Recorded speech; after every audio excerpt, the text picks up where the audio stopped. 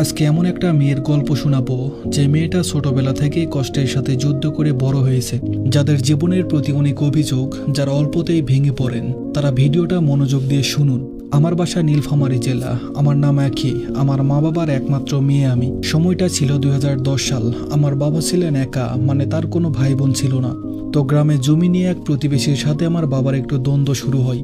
আমার বয়স তখন 5 বছর, ওরা সংখ্যায় অনেক ছিল, আর আমার বাবা ছিল একা। তাই তারা আমাদের বাড়িতে এসে আমার বাবাকে এমনভাবে মারে, এতে বাবার বুকের একটা হাড় ভেঙে যায়। তারপর আম্মু আব্বুকে নিয়ে হসপিটালে চলে আসে। হসপিটালে কিছুদিন থাকার পর বাবা যখন সুস্থ হয়, তখন মা বাবাকে গ্রাম থেকে একেবারে শহরে আসার জন্য বলে।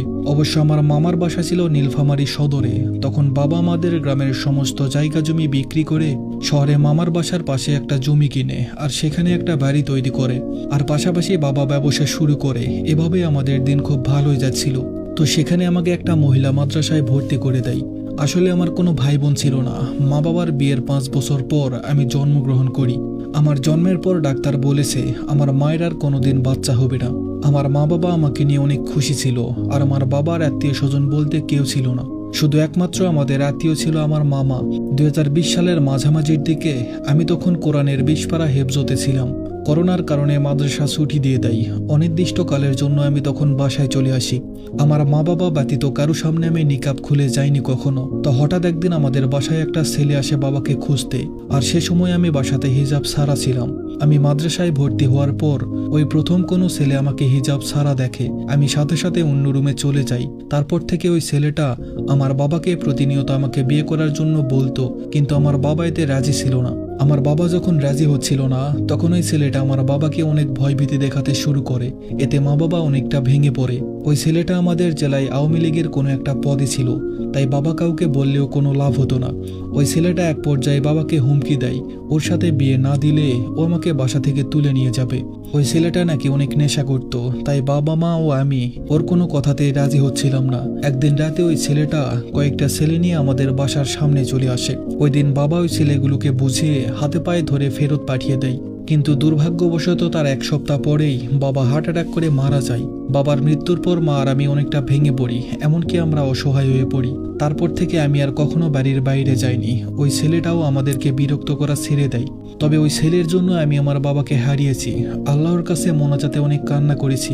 এভাবে আমি ও মা অনেক কষ্টের দিন পার করছি, আর বন্ধ হয়ে যায় আমার মাদ্রাসার পড়ালেখা। বাবার ব্যাংকে জমানো কিছু টাকা ছিল, সেটাতে আমি ও আমার মা অনেক কষ্টের দিন পার করছিলাম। 2024 সালে এসে বাবার মৃত্যুর শোকে আমার মাও মারা যায়। তখন আমি একা হয়ে যাই। তখন আমি আরো অনেকটা ভেঙে পড়ি, আমি এতিম হয়ে যাই। তখন আমার মামা ছাড়া আমার আর কোনো আত্মীয় স্বজন ছিল না। আমি এতিম হওয়ার সুবাদে আমার মামা ও মামি তখন সুযোগের সদ্ব্যবহার করতে শুরু করলো। ওদের বিবাহিত ছেলেকে আমাকে বিয়ে করতে বলে। আমার যে মামাতো ভাই ছিল, ওর আগেও একটা বিয়ে হয়েছিল। ও রোজ রাতে নেশা করে এসে ওর বউকে মারতো, তাই ওর বউকে ডিভোর্স দিয়ে চলে গেছে। তাই আমি আমার মামা মামিকে ডাইরেক্ট না বলে দিই। তখন থেকে তারাও আর আমার কোনো খোঁজ খবর নাই না। আমি এখনো প্রতি রাতে মা বাবার কথা মনে করে অনেক কান্না করি। মা বাবা থাকলে আমার জীবনটা হয়তো এমন হতো না। এই 2025 সালে এসেও এমনও দিন গেছে আমি 1 সপ্তাহ ভাত না খেয়েছিলাম। আমার কোনো আত্মীয় স্বজন না থাকার কারণে আমার খোঁজ খবর নেওয়ার মানুষও ছিল না। আমার যে মামাতো ভাই ছিল, আমি বাসায় একা থাকার সুবাদে সে অনেকবার বাসায় এসে আমার সাথে অনেক খারাপ কিছু করার চেষ্টা করে। আমি আমার মামা মামিকে বললে ওরা ওকে কিছুই বলতো না। তারপর আমি বিষয়টা পাশের বাসার এক আপুকে বলি। আপু সবকিছু শুনে আমাকে নিয়ে আমার মামার বাসায় চলে যায়। তারপর উনি ওনাদেরকে অনেকভাবে বোঝাই, এমনকি জেল মামলার হুমকি দেয়।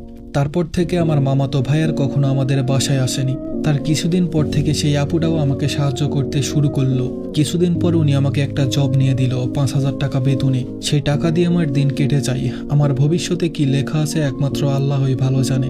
সবাই আমার জন্য দোয়া করবেন, আমার বাকি জীবনটা সুখে বা দুঃখে কাটুক, ঈমান নিয়ে যেন বেঁচে থাকতে পারি। অনেকেই আছে পরিবার প্রিয়জনের অভাব নেই, তারপরেও নাকি তারা অসুখী।